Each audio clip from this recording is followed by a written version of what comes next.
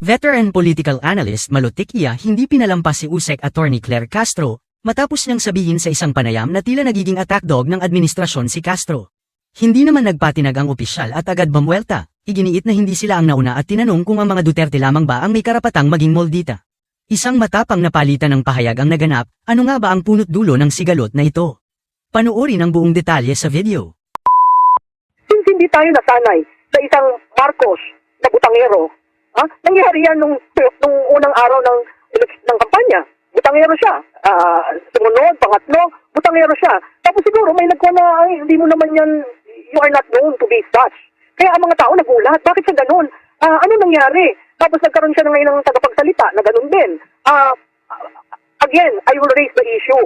Si Yusek Castro tumatayo sa entablado ng gobyerno. Philippine Communications Office, PCO. Undersecretary ka. Binabayaran ka ng taong bayan. Hindi para maging butangera. Para mag-explain ng programa ng Pangulo kung ano nang nagawa sa mga problema natin. Pero nakita natin, simula nang siya'y linumbrahan, abay talagang left and right. Ngayon, masusustain ba nila ito? Inintroduce siya at the start of the campaign. Talagang strategic ng paggaganyan niya, talagang design nila to be such. So ang tanong ko, ang kampanya ay referendum ng nakaupo. Tuwing nagbubuka ng bibig si Yusek Castro, mas lalong nagagalit ang tao. Diba? Mas dahil mo to, bakit ganito ang tagapagsalita? Bakit walang gawin kundi tirahin ng tirahin ang mga Duterte? Pakita mo yung pagtira niya eh. Ang layo na eh. Pinabalik niya. So, rine-reverse niya. Her role is to destroy the Duterte name. It is not even to add up to the accomplishment of the president. Hindi bumabalik. Hindi sinasabi na, alam po nyo, kaya nung inaugural, ito ang plano niya. Walang ganoon. It's all a contrasting message at tirahin ang mga Duterte. Tingin ko yun ang pinakamalakas na kampanya na gagawin para ang mga kandidato ni Presidente Duterte at ni Vice Presidente Duterte ay mailagay sa posisyon. Parang naghanap ang palasyo ng attack dog. Nakita nila kay Yusek Claire, no? Nakakalungkot dahil babae ang ginagamit para pumutak na ganyan. Alam mo, ang dapat siguro tingnan niya, merong ilang kaso na nasa Korte Suprema na kailangan mapaliwanag sa taong bayan. Ang PhilHealth nagkaroon ng oral arguments, pero wala siyang sinasabi. Kinumandara ng dun sa GAA, yun kailangan nilang i-explain. So paano nila ipipivot yun? Si Duterte na naman na may kasalanan? Kasi parang ang default na narrative na ginagawa ni Yusek Castro is blame it on Duterte. Everything, blame it on Duterte. Kaya ako admire kung sinasabi, 3 taon na hong tapos si Presidente Duterte. Bakit lahat ng problema on your 3rd year, sinapato mo sa datihang presidente? Hindi ba respeto na yun sa datihang presidente? Na nagserbisyo ka ng taus-puso ng 6 na taon? Nakita natin yan nangyari kay Presidente, the late President Benigno Aquino, tira ng tira kay GMA. Alam mo siguro among presidents, kailangan ma-appreciate mo you were leading the helm when you were holding the reins. I did my best, right? At yung sumusunod, kung hindi ko natapos ang aking dapat tapusin, nasa sumusunod para isipin, itutuloy ko ba ito? Ngayon, kung 3 taong kang wala kang ginawa, kundi manira ng kapwa-tao, sirain si Presidente, kaninong kasalanan yun? Kasalanan ni Duterte? Diba? Kaya ang joke parati, kasalanan ni Duterte. At again, uulitin ko, every time you mention the word Duterte, the base gets strong. That is the surest way to wake up the base ng mga Duterte at tumulong sa eleksyon. So, hindi ko alam kung paano pupunta itong kay Yusek Castro kasi wala akong nakikitang from day one, banat ng banat kay Duterte. So, kung ikaw ngayon ang tagapagsalita at may 3 mga kaso na sunod-sunod na pag-uusapan, oral arguments sa Supreme Court, paano ka pipivot? May kasalanan si Duterte pa rin? Ano ba ang press officer? Hindi ba to inform?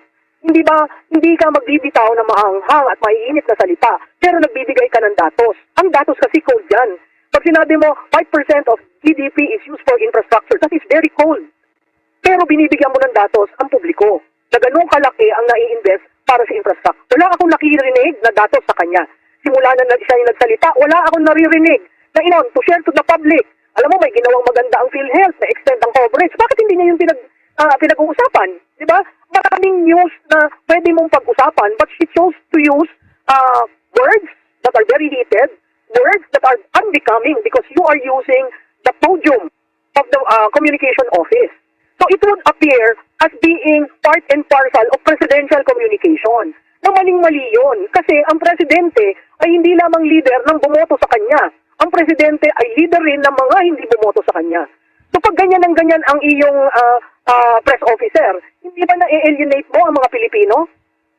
Eh ang role mo, ibigkas niya ng salita. Paggamit niya ng maaanghang na salita, pagtukoy niya sa dating presidente, anong tawag mo doon? Hindi ba yung pagiging attack dog? Kaya makikita mo, iterative ang nangyayari. Yung sinabi niya na maanghang at bastos, sis, their lands in the mainstream media is being talked in social media. Is that a way of trying to create information so that the office of the president is heard in terms of problems and solutions? Alam mo, hindi ko alam kung siya ay communications person, pero napakahalaga nun. Kasi yung sender at receiver sa maingay na panahon ng kampanya ay lalong gumugulo dahil sa kanya. Paano na lang kung yung ibang cabinet secretary ay hindi nag-agree sa sinasabi niya? Pangatlo, lalong palubog ng palubog ang ating Pangulo. Kung meron kang ganitong spokesperson, sa tingin ko, this is bad governance. Napakahirap i-explain ang problema ng bawat Pangulo, ng bawat administrasyon. Kailangan maging kalmado ka, kailangan maging precise ka, kailangan na pag-aralan mo. Kaya ako nga sinasabing attack dog siya eh. Kasi, sige, yan ang pinabili ng suka.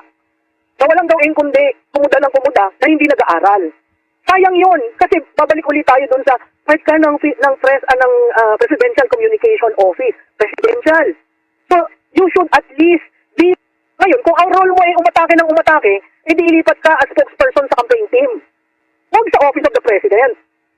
Bigyan natin ng kahalagahan ng Office of the President. Kasi meron diyang institusyon at meron diyang presidente. Ngayon, kung ikaw ay ganyan at ikaw ay kinuha para bumanat ng bumanat, sa tingin ko dapat hindi ka nasa Presidential Communication Office.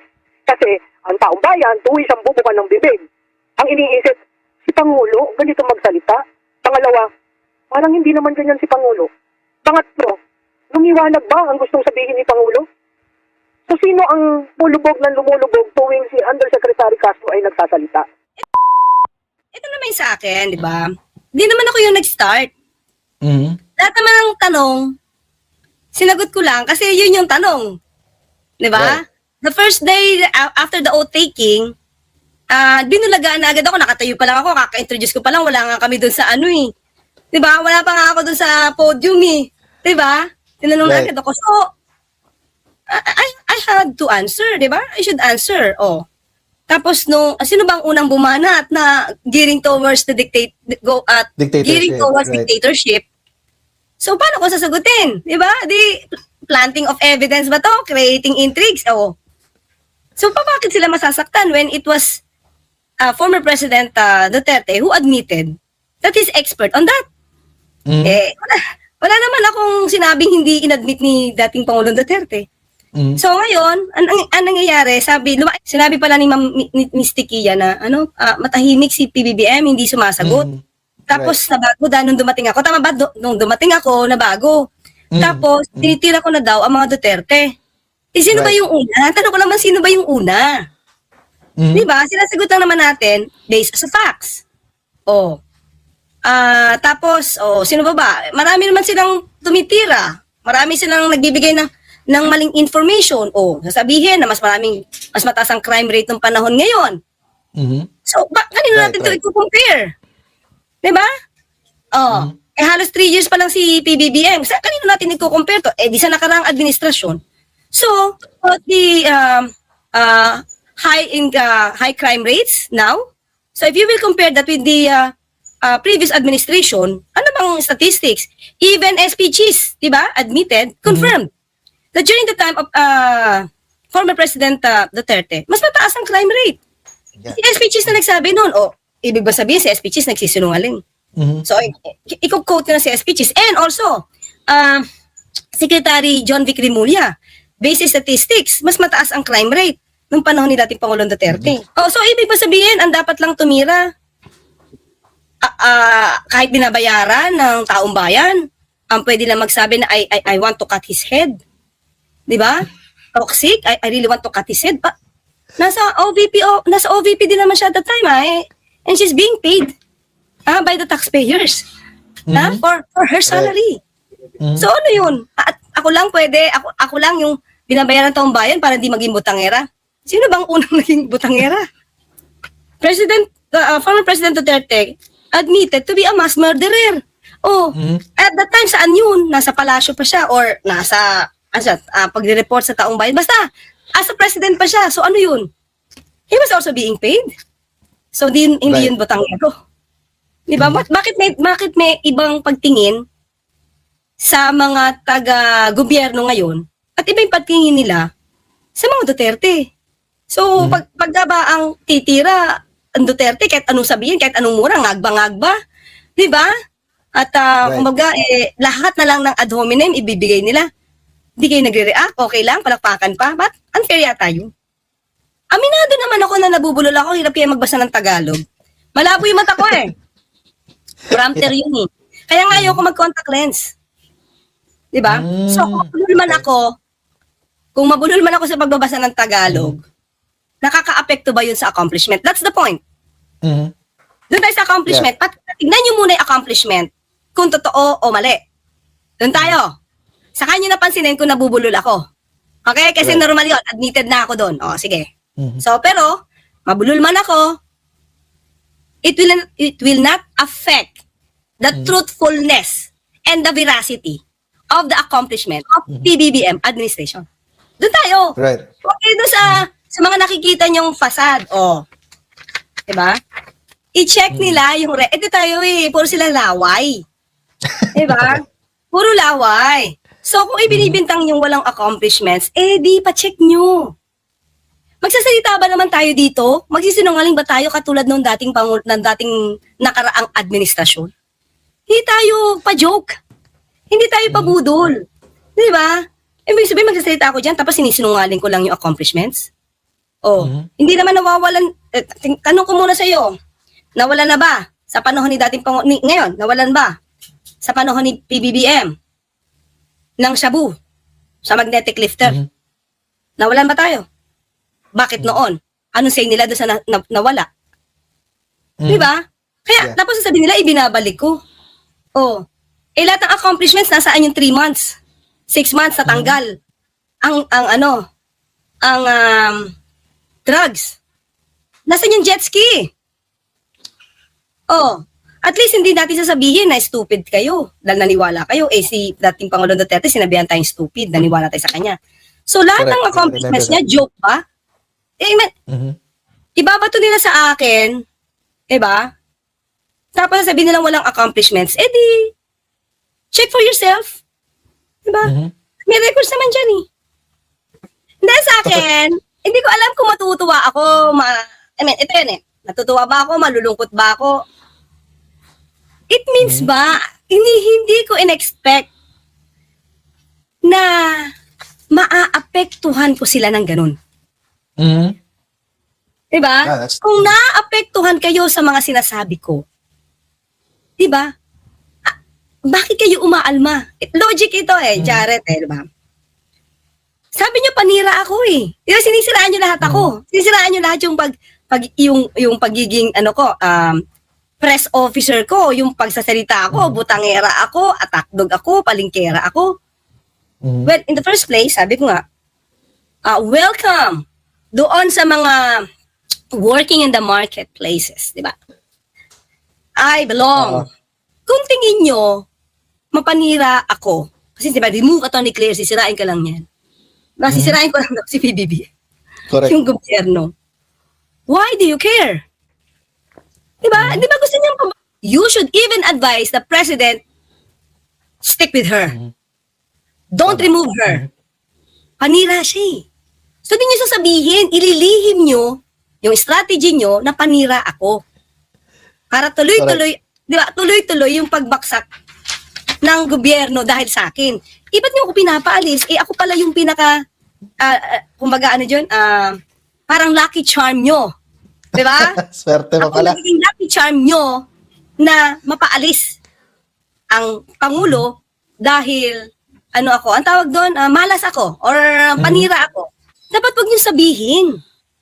Di ba? So, bakit kayo naging concerned kung masisira yung administrasyon? Yun naman yung gusto niyo. Di ba? Parang ironic lang. Really Sana yung mga kapwa natin, no, yung kaumbayan, mabukas lang yung isipan sa katotohanan. Yun lang naman, katotohanan. Ang daming fake news talaga. Ang daming fake news. Sabi ko nga, yung mga nagmumura at walang maipakitang ebidensya, wag na kayo maniwala dun. Diba? Yung mga panamura, mga i-start yung kanilang video, lahat yan, may mura, lahat may ad hominem.